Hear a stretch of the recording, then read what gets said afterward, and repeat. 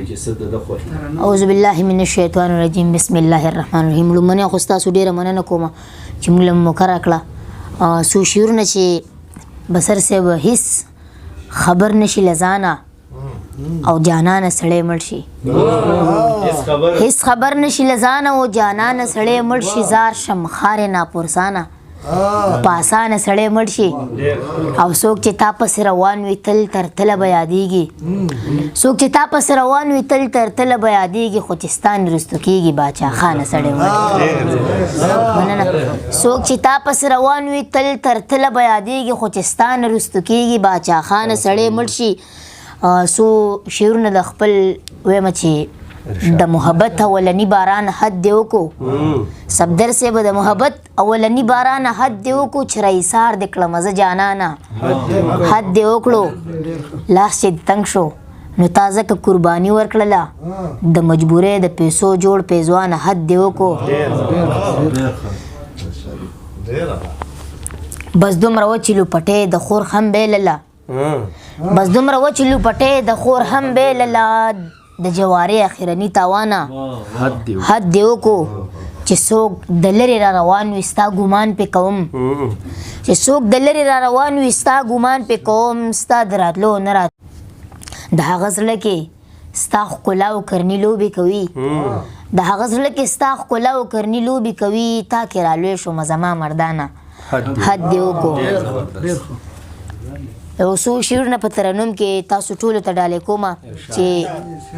زیت الرحمن نجیب صاحب یو څو شعرونه چې ماران د زلفو د صدا سي په رخسارو دوي، ماران د زلفو د صدا سي په رخسارو دوي،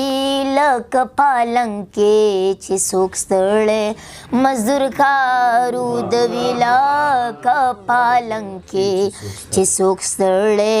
مزدور کارو دوي، ماران د زلفو د صدا سی پر رخسارو دوي،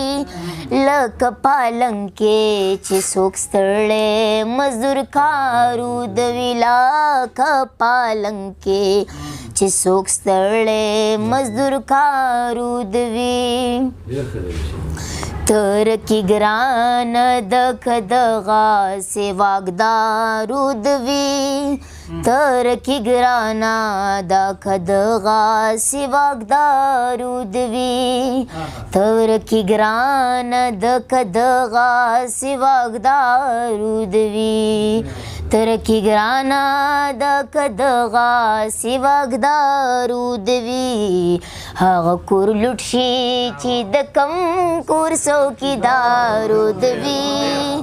هغه کور لوټ شي چې د کم کور څوکیدارو دوي، لکه پالنګ کې چې څوک ستړی مزدور کارو دوي، لکه پالنګ کې چې څوک ستړی مزدور کارو دوي. فضل صاحب شعر دی چې پیسې نه وي او په غېږ کې دکان ته بوځم، چې پیسې نه وي او په غېږ کې دکان ته بوځم، چې پیسې نه وي او په غېږ کې دکان ته بوځم، چې پیسې نه وي او په غېږ کې دکان ته بوځم،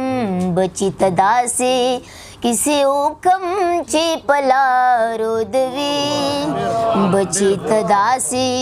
کسی حکم چې پلارو دوي، لکه پالنګ کې چې څوک ستړی